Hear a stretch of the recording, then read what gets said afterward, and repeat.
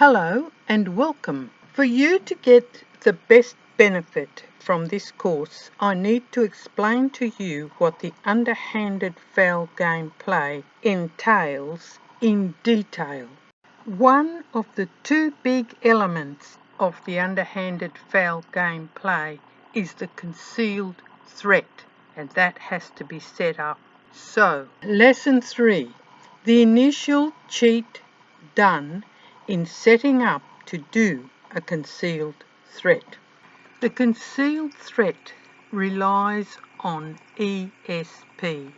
Now, we all have ESP, extrasensory perception, and may become aware of some unseen danger, especially if it affects us personally, unless, of course, we are distracted with thinking.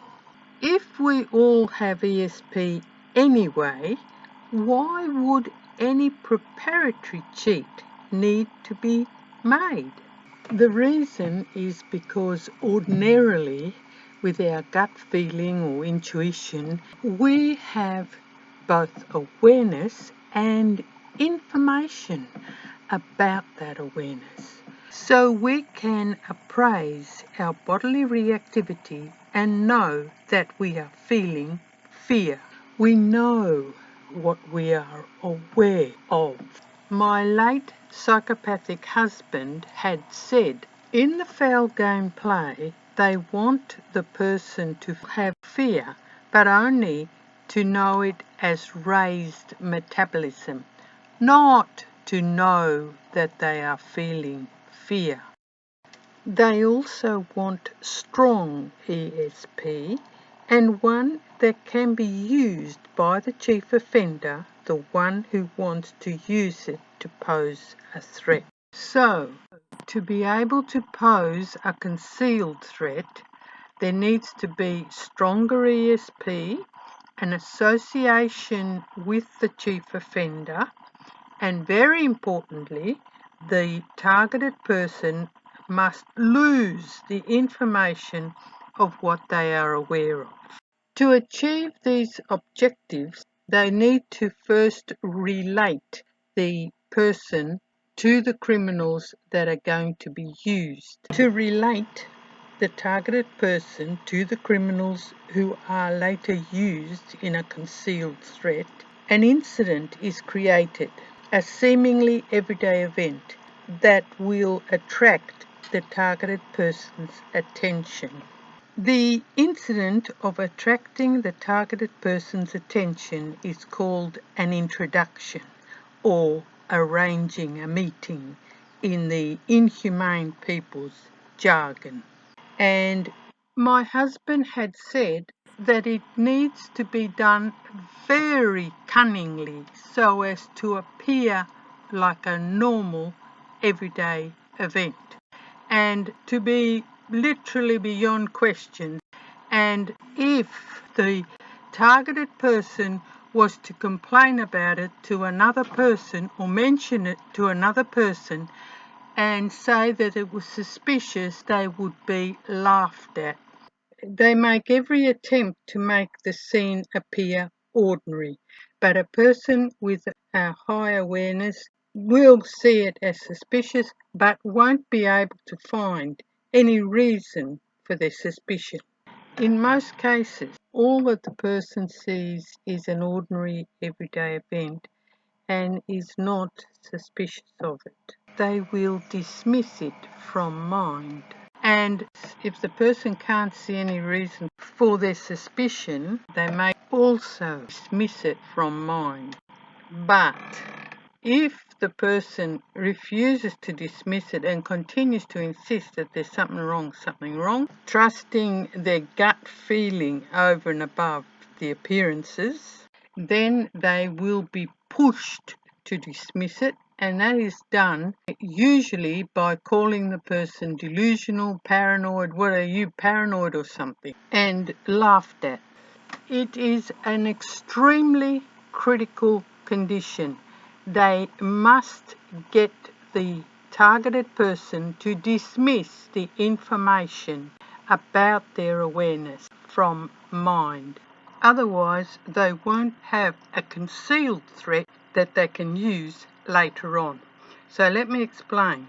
If the person dismisses the information from mind, then at some later time a concealed threat can be posed. Let's take the example of the mother with the son-in-law and her daughter at the restaurant, and she sees the two people in the street, sees an ordinary event, thinks nothing of it, dismisses it from mind.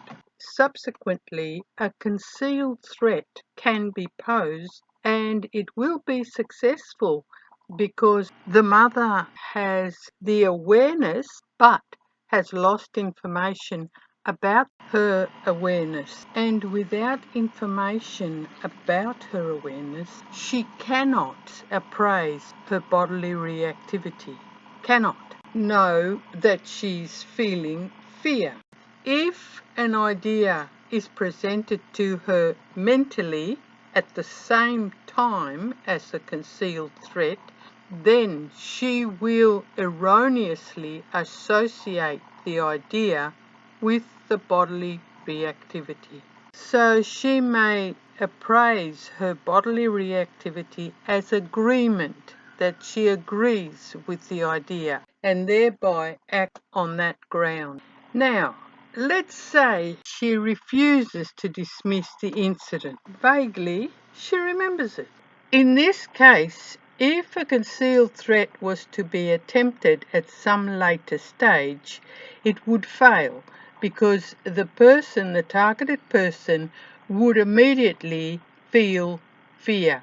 If the person is not encouraged to dismiss the information, and vaguely, of course, they remember it, then that may be used as a basis for an obscure threat to make the person become aware later of a threat and not be able to identify where the problem lies, because even if they see the offenders, which in most cases they won't, but even if they see the offenders don't act out. So they cannot, even if they point to them, they cannot get any support from anybody else around them, because no one's going to believe that there is a real threat.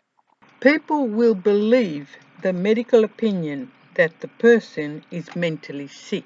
Now, it is true that there will be stronger ESP after the targeted person is introduced to the criminals to be used. In other words, they have formed some relationship, so there will be stronger ESP, but their relationship is still a trivial relationship, very trivial.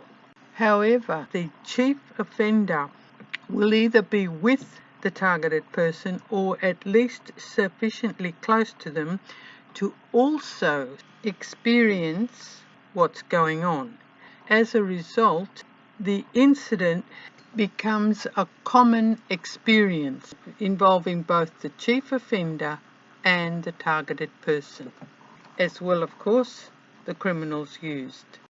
This means that the trivial relationship that is created by this common everyday event, the incident, will be tethered to the strong relationship with the chief offender, and that will make for stronger ESP, and significantly stronger ESP than would otherwise be available.